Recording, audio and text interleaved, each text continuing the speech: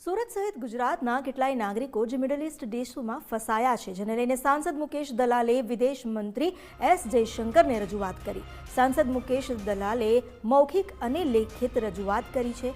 પરિવારજનોએ સાંસદની મદદ માંગી હતી તો સાંસદ મુકેશભાઈએ ફસાયેલા ગુજરાતીઓનું લિસ્ટ મોકલી આપ્યું। ફસાયેલા ગુજરાતીઓનું લિસ્ટ વિદેશ મંત્રાલયને મોકલવામાં આવ્યું છે। સુરત અને ગુજરાતના નાગરિકો દુબઈમાં ફસાયેલા છે। જ્યોર્જિયામાં પણ ગુજરાતીઓની સલામતીને લઈને ચિંતા વ્યક્ત કરવામાં આવી છે। વધુ જાણકારી લઈએ સંવાદદાતા રાકેશ બ્રહ્મભટ્ટ પાસેથી। રાકેશ, સાંસદ મુકેશ દલાલે જે રજૂઆત કરી છે, આખું એક લિસ્ટ તૈયાર કરવામાં આવ્યું છે, ખાસ તો સુરત અને ગુજરાતના જે નાગરિકો ફસાયા છે તેને લઈને શું રજૂઆત કરી છે અને શું પગલાં લેવામાં આવશે?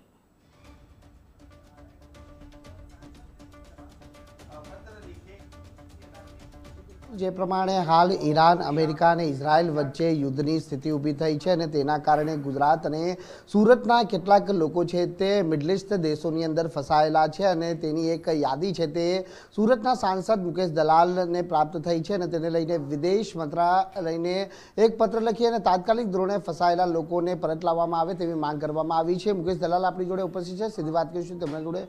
જી સર। અમેરિકા, ઇઝરાયલ અને ઈરાન વચ્ચેના યુદ્ધને કારણે હજારોની સંખ્યામાં ભારતીયો, જેમાં ખૂબ મોટી સંખ્યામાં ગુજરાતીઓ અને સુરતીઓનો સમાવેશ થાય છે, તેઓ ત્યાં ફસાયા છે। તે પૈકી આશરે 40 લોકોની રજૂઆત, જેમાં અમદાવાદ, પોરબંદર, જામનગર અને સુરતના લોકોનો સમાવેશ થાય છે, મારી પાસે આવી હતી। ભારતીય જનતા પાર્ટીના પ્રદેશ એકમે પણ જે વ્યવસ્થા ગોઠવી છે એમાં પણ રજૂઆત મળતા એ એકમ દ્વારા પણ મારી પાસે રજૂઆત આવી હતી। આ તમામ રજૂઆત મેં વિદેશ મંત્રી શ્રી એસ જયશંકર સાહેબને મેલ દ્વારા મોકલી હતી અને મારી માંગણી હતી કે આ તમામ લોકોને ઝડપથી પાછા ફરે, સલામત રીતે પાછા ફરે તે માટેની આવશ્યક તમામ સૂચનાઓ કન્સર્ન એમ્બેસીને આપવામાં આવે। મને જણાવતો આનંદ થાય છે કે કન્સર્ન એમ્બેસી તરફથી પણ મને લેખિત જવાબ મળ્યો છે કે આ બધા તમામ લોકોના સંપર્કમાં તેઓ છે અને બને એટલી અનુકૂળતા બને એટલા ઝડપથી એ લોકો પાછા ફરે તેવી વ્યવસ્થા એ લોકો ગોઠવી રહ્યા છે। કેટલા લોકોની યાદી આપની પાસે આવી છે અને શું ત્યાં ફસાયેલા લોકો જોડે આપની વાતચીત થઈ છે? આશરે 40 લોકોની યાદી મારી પાસે હતી, જેઓ અબુધાબી, ટીબીની, શારજાહ અને દુબઈમાં ફસાયા છે અને કોઈ વ્યક્તિની જોડે મારી વ્યક્તિગત વાતચીત નથી થઈ। વોટ્સએપ દ્વારા 2-3 વ્યક્તિઓ દ્વારા મેસેજ મને મળ્યા।